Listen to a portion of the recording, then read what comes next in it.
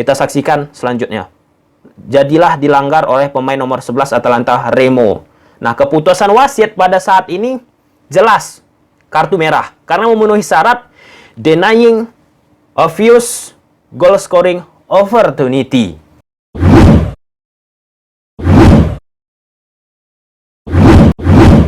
Kaigat ulang coba-coba. Nah, teman-teman, kali ini kita bakal membedah pelanggaran yang terjadi di pertandingan Liga Champions Eropa yang mempertemukan Atalanta menghadapi Real Madrid. Hasil akhir pertemuan tersebut, Madrid menang dengan skor 1-0. Tetapi banyak pertanyaan yang timbul. Pada pertandingan tersebut terjadi pelanggaran yang didapat oleh pemain Real Madrid.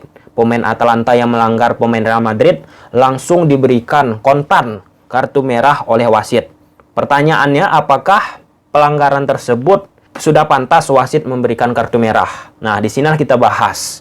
Oke, jadi sebelum kita tunjukkan video pelanggaran yang terjadi, teman-teman, aku bertanya ke wasit terbaik Indonesia, yaitu Thorik Alkatiri. Teman-teman mungkin tahu kalau pecinta sepak bola Indonesia, Mas Thorik ini udah juga memimpin pertandingan di tingkat Asia juga level, teman-teman. Bukan hanya di level Liga 1 Indonesia. Jadi, wasit Thorik Alkatiri menjelaskan, teman-teman, ada yang disebut namanya pelanggaran denying obvious goal scoring opportunity. Nah, kasus yang terjadi pada saat pemain Madrid tersebut dilanggar oleh pemain Atalanta sudah termasuk denying obvious goal scoring opportunity. Nah, ini ada terlampir di pasal 12 Law of the Game dari IFAB, teman-teman.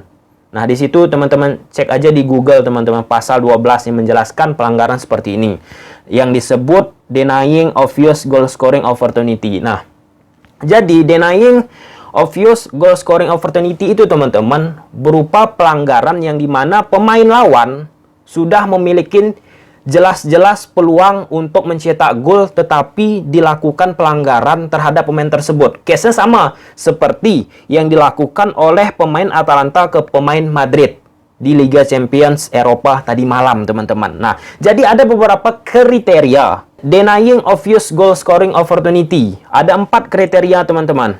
Jadi nggak asal-asal juga wasit melihat sesuatu yang terjadi pada kasus pelanggaran-pelanggaran yang seperti denying obvious goal scoring opportunity. Nah, jadi kriteria pertama apa yang dinilai wasit ketika menentukan pelanggaran denying obvious goal scoring opportunity? Pertama, jarak.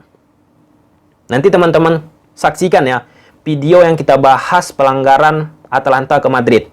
Pertama, jarak kriterianya. Yang kedua, tidak ada defender, tidak ada pemain belakang.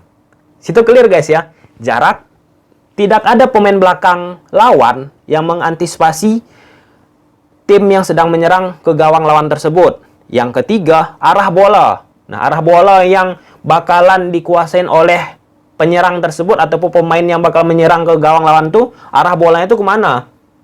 Ke pinggir kah? Ataukah menuju ke lurus ke gawang? Nah, itu menjadi penilaian juga. Dan terakhir, kontrol yang dilakukan oleh pemain, guys, ya, ketika menerima bola pada saat sudah berhadapan ataupun memiliki ruang lah setidaknya untuk mencetak gol ke gawang lawan. Nah, kita lihatlah video yang terjadi pada saat Atalanta menghadapi Real Madrid pelanggaran, teman-teman, ya. Kita lihat dulu.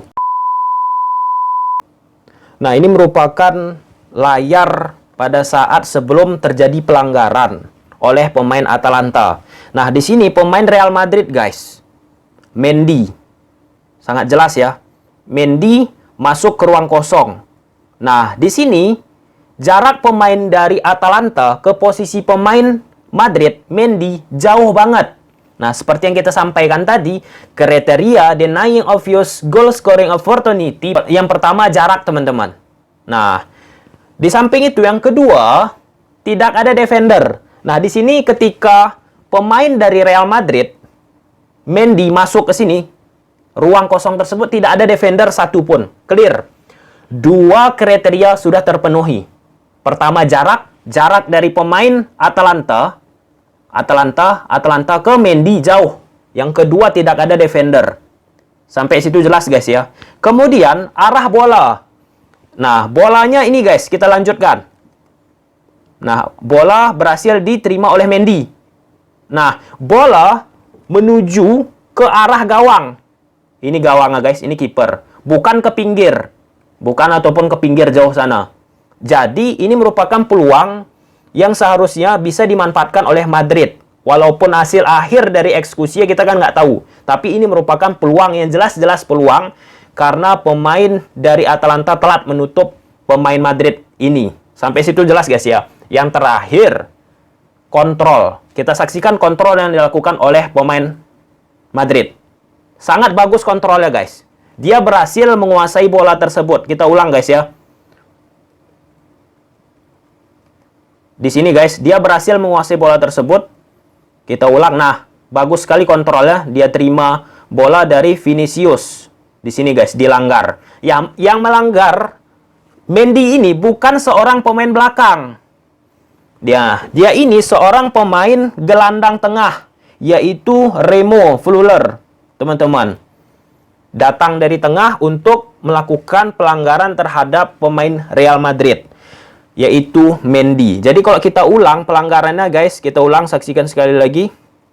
Di sini kosong pemain belakang dari Atalanta untuk menutup pemain Madrid Mendy, kita saksikan. Oke, Mendy menerima bola guys. Nah, di sini pemain belakang Atalanta melakukan pelanggaran guys, jelas nih. Sedangkan bek dari Atalanta out of position, tidak berhasil menutup pergerakan dari Mendy, teman-teman. Kita saksikan selanjutnya. Jadilah dilanggar oleh pemain nomor 11 Atalanta, Remo. Nah, keputusan wasit pada saat ini jelas kartu merah karena memenuhi syarat denying obvious goal scoring opportunity. Sampai situ jelas guys ya.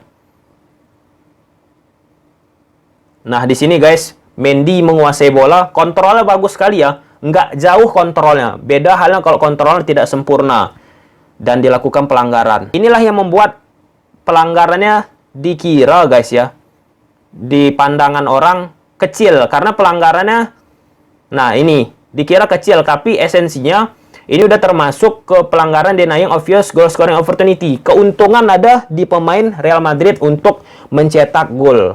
Nah, yang pertama kriterianya tadi apa? Jarak. Yang kedua, tidak ada defender. Yang ketiga, arah bola. Yang keempat, kontrol. Semua syarat tersebut terpenuhi dalam kasus ini. Banyak hal-hal kejadian seperti ini yang langsung memang di-call wasit dan diberi kartu merah dan tanpa ampun. Nah, dan itulah jawaban atas pelanggaran yang terjadi pada pertandingan Atalanta menghadapi Real Madrid. Clear, tidak ada perdebatan. Wasit Thoriq Alkatiri dari Indonesia juga setelah aku diskusi menyatakan ini clear, keputusan yang benar dari wasit. Entah dari mana yang menyatakan keputusan ini salah, curanglah wasitnya, Madrid dibela lah oleh UEFA dan sebagainya. Padahal kalau menurut peraturan dari textbook yang dipelajari oleh referee wasit guys, berkualifikasi FIFA, ini jelas pelanggaran. Jadi ini tidak merupakan hal yang dibuat-buat ataupun hal yang menguntungkan Madrid dibuat oleh wasit. Tapi ini jelas keputusan profesional yang diambil oleh wasit, teman-teman. Jadi pada usai pertandingan ini, pelatih dari Atalanta, Gasperini nih, memberikan ucapan yang sangat menohok. Nggak menohok banget sih sebenarnya. Yaitu ucapan yang menyatakan wasit dengan teknologi yang sekarang udah ada bisa melihat replay ulang-ulang pertandingan atau pelanggaran tersebut, tidak bisa mengambil keputusan yang tepat. Nah, padahal setelah aku bertanya juga dengan wasit, teman-teman wasit Indonesia yang berstandar FIFA, Mas Thoriq Alkatiri, ini jelas pelanggaran. Nah, jadi ada di situ masalah guys. Titik masalah apa? Seharusnya setiap pelatih, mungkin guys ya, aku tidak tahu guys ya, apakah setiap pelatih ketika masuk Liga Champions ataupun Liga Eropa dilakukan briefing ataupun rapat terkait tentang aturan-aturan dalam sepak bola berkaitan tentang pelanggaran yang terbaru. Nah, di sini tidak ada pemahaman yang didapat oleh Gasperini dari keputusan yang diambil oleh wasit Atalanta Real Madrid. Sedangkan wasit setelah belajar dari FIFA tentunya dengan textbook ataupun IFAB teman-teman, ini jelas kriteria termasuk pelanggaran denying of use goal scoring opportunity. Sedangkan Gasperini tidak tahu jenis pelanggaran seperti itu. Jadi ada masalah guys ya. Mungkin bukan hanya Gasperini yang tidak mengetahui jenis-jenis pelanggaran. Ya bisa aja Gasperini tahu apa yang disebut dengan denying of use scoring goal opportunity teman-teman. Tapi di sini Gasperini bergerutu bahwa keputusan yang diambil oleh wasit pada pertandingan kali ini tidak benar. Padahal benar. Setelah aku tanya guys, ini bukan pendapat aku juga. Pendapat yang aku tanya langsung dari wasit terbaik Indonesia Thoriq Alkatiri yang sudah berstandar FIFA. Oke, di sini kita tutup pembahasannya. Kesimpulannya Madrid tidak ada dibantu oleh wasit. Atalanta tidak dicurangi. Ketiga, pelanggaran ini clear pelanggaran yang harus di kartu merah karena memenuhi kriteria jenis pelanggaran yang ada di pasal 12 di peraturan IFAB teman-teman ya, yang menyatakan kriteria ada 4. Pertama, jarak. Yang kedua, no defender, tidak ada back di belakang. Yang ketiga, arah bola. Yang keempat, kontrol. Oke, clear. Madrid tidak ada dibantu oleh wasit. Semoga teredukasi dengan video ini. Oke teman-teman, sampai sini aja videonya. Kalau suka teman-teman video ini udah tahu apa harus kalian lakukan. See you the next video. Bye.